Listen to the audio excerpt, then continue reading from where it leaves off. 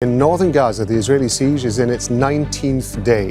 In Jabalia refugee camp, Israeli forces stormed 3 schools, forcing the Palestinians sheltering there to leave at gunpoint. They then set fire to the buildings. The Israeli army in recent hours has threatened people living in the southern Lebanese city of Tyre. The military has ordered them to leave their homes and move further north or face bombardment. The US Secretary of State Antony Blinken is going to be heading to Saudi Arabia on Wednesday. He met Israeli Prime Minister Benjamin Netanyahu on West Jerusalem on Tuesday and urged him to allow desperately needed humanitarian aid into the Gaza Strip. Well, Gideon Levy is a columnist with the Israeli newspaper Haaretz. He's joining us now from Tel Aviv. So thank you very much indeed, as always, for being with us. I want to ask you about what we read into the fact that Antony Blinken is making his first stop from Israel, Saudi Arabia, given that he's going to be talking about Gaza, he's going to be talking about Hezbollah in Lebanon, and of course he's going to be talking about Iran as well. Yes, Blinken is again in town, and he's going from one capital to the other. And I don't see any results. I didn't see any results in all his endless visits in the last year in the region. None of his requests were answered by Israel. And I must tell you, it's a flying failure. The intentions might be very good, but they are never followed by actions by the United States. And if this is the case, Israel can easily ignore the request. And I don't see different this time in this visit. Israel is determined to continue this war, and Blinken doesn't seem even to try to change it. Why do you think he is making this trip, given the fact, as you say, that so far all the trips that he has made to the region have been unsuccessful, and yet, again, we see him here? Is this for the optics, or is this actually something that he's working towards to achieve that goes beyond, if you like, whatever the end of the war in Gaza might be? Is there something that he feels he is able to establish by making this tour? I don't know what comes through his mind, but it doesn't seem that he has a plan which can be implemented.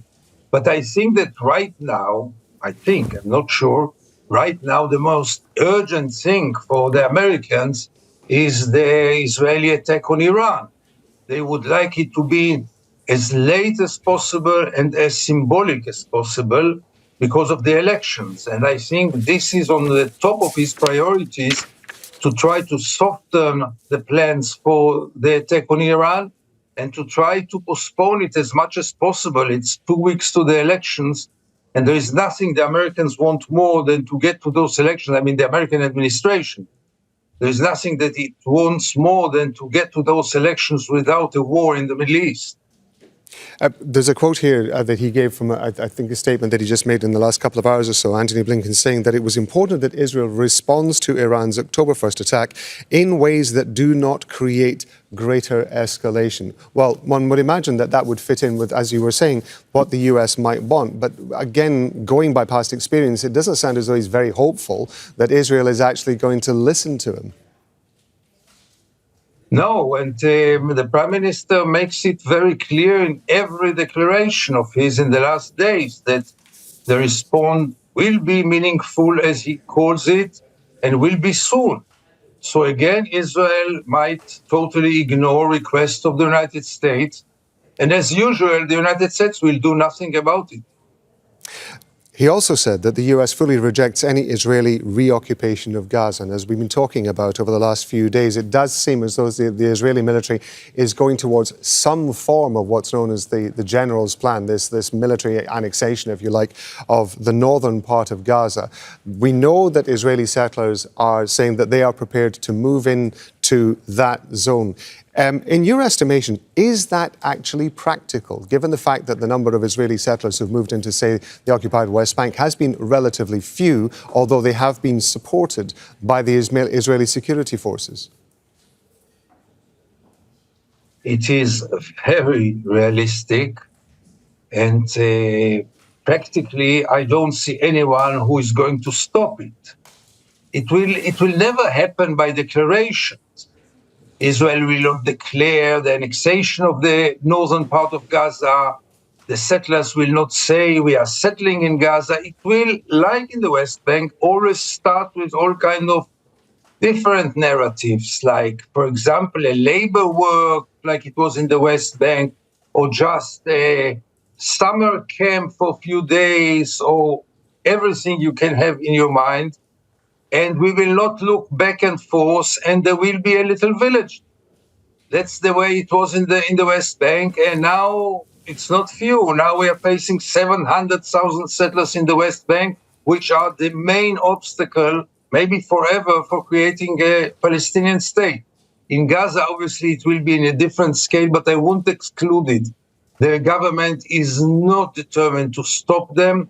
The Americans, as we say, they are passive like never before. And it might happen. It might happen that few small settlements will come to the ground in the very few weeks or months. It's more than probable. It's not sure, obviously, because maybe Israel will get back to some kind of logic, rationality, and keeping the international law. But I wouldn't trust on this. I wouldn't count on this. Antony Blinken's also said that there are two things left with regard to Gaza: to get the hostages home, the captives home, and then to bring the war to an end.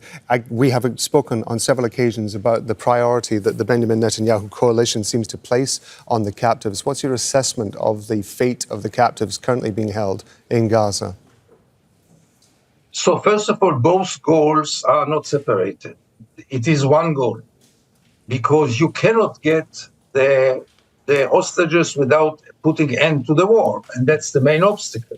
It's not that this is one goal and this is another goal, and you may achieve one without the other. No. The Palestinians will not go for it. The Palestinians or Hamas will not agree to release any hostage without putting an end to the war. And all the rest is really fantasies. And for putting an end to the war, there is no Israeli partner, as clear as this. And you don't have even to mention the hostages if they are in the highest priority or lowest priority. The fact is that Israel is determined to continue the war. And as long as this is the case, the hostages are in a low priority. We have to face it. Gideon Levy, columnist with Israeli newspaper Haaretz, and we appreciate it, sir. Thank you very much indeed. Thank you for having me. Make sure to subscribe to our channel to get the latest news from Al Jazeera.